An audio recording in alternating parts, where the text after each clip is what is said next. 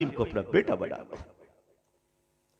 کوئی بیوہ عورت ہے، متعلقہ عورت ہے، اس کی مدد کیجئے. اگر نکاح کی عمر باقی ہے تو اس کی دوسری شادی کروائیے. یہ آپ کی ذمہ داری ہے. ورنہ یاد رکھیے، ایک مسجد کے احاطے میں اگر کوئی عورت مجبوراً اپنی آبرو کا سودا کرتی ہے تو حاجی صاحب، نمازی صاحب، بچو گے نہیں. آپ اپنے کمرے کو بند کر کر تسبیح ہلا کے بچو گے نہیں.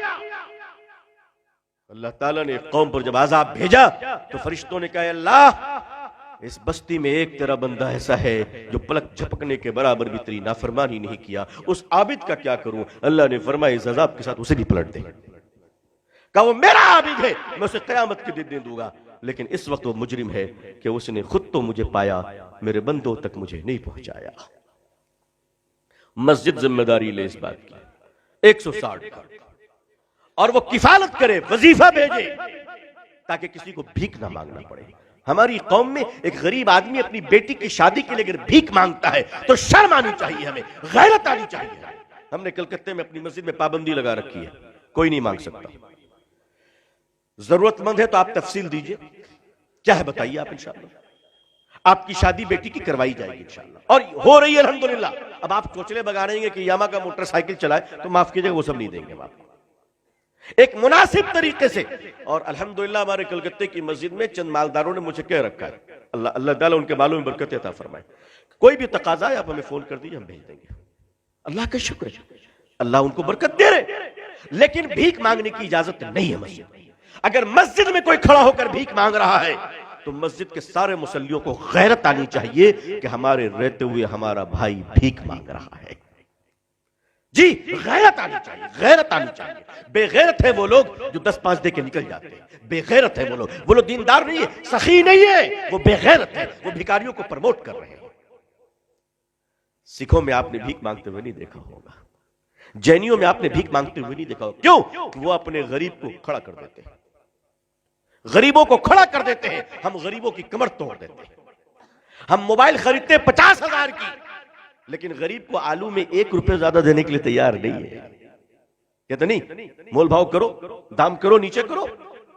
نیٹ پہ خرچ کریں گے، انٹرنیٹ پہ خرچ کریں گے، مگر ہم کسی کی مدد نہیں کریں گے. اور مدد بھی کریں گے تو اللہ کی پناہ، یہ جاڑا آ رہا ہے نا، سردی آ رہی ہے، کمبل بانٹیں گے لوگ، اسٹیج لگائیں گے، مائک لگائیں گے اور کہیں گے آؤ غریبوں کمبل دوں.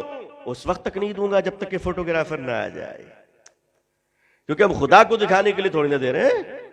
اور اس کے بعد کمبل بھی دیں گے تو ایسے غریب کو ہاتھ اس طرف، چہرہ فوٹوگرافر کی طرف.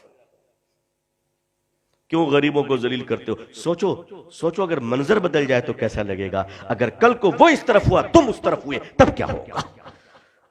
تب کیا ہوگا؟ آج اللہ نے دینے کے لائق بنایا ہے تو چربی جم گئی ہے، فوٹو کھچوا کر دیتے ہو غریبوں کو.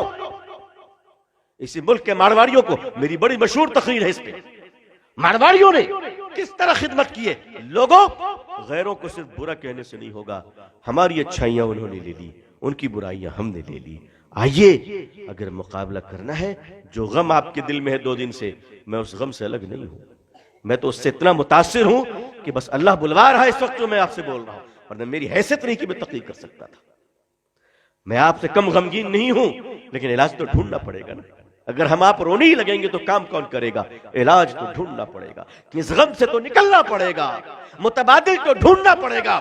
اور وہ متبادل یہ ہے کہ مسلمانوں، جس پارٹی میں تم کو رہنا ہے رہو، چمچہ گیری بند کرو. تم کو جو پارٹی کرنا ہے کرو، چمچہ گیری مت کرو. اور ایسے مسلمانوں بچو جو باپ کے جنازے میں تو ٹوپی نہیں پہنتا ہے، MLA کی افطار پارٹی میں 3 ہاتھ کی لمبی ٹوپی پہنے کھڑا رہتا ہے. ایسے بھکاری مسلمانوں سے بچو. افطار پارٹیوں کا دھندا بند کیجئے، اس نے آپ کو رکابی پکڑے فقیروں میں تبدیل کر دیا ہے. نہیں، اور اب چپ رہنا سیکھیے، کچھ نہیں بولنا ہے. نو کمنٹس. سوشل میڈیا کا استعمال کم کیجئے، ہو سکے تو اپنے گھروں سے ٹی وی کو نکال دیجئے. آپ سوچ رہے ہیں کہ میں کیا کہہ رہا ہوں. میرے بزرگوں، ٹی وی میں نیوز دیکھتے ہو، نیوز میں سوائے تمہیں گالی دینے کے اور کیا دیا جاتا ہے؟ بند کرو ٹی وی دیکھنا. اپنے قوم کو گالی سنوانے کے لیے تم پیسے خرچ کرتے ہو. میرے بزرگوں، اپنے وقت کا صحیح استعمال کیجئے. کوئی کام نہیں تو سو جائیے، قرآن پڑھیے، اللہ کیجئے، استغفار پڑھیے، تاکہ آنکھ بند ہونے کے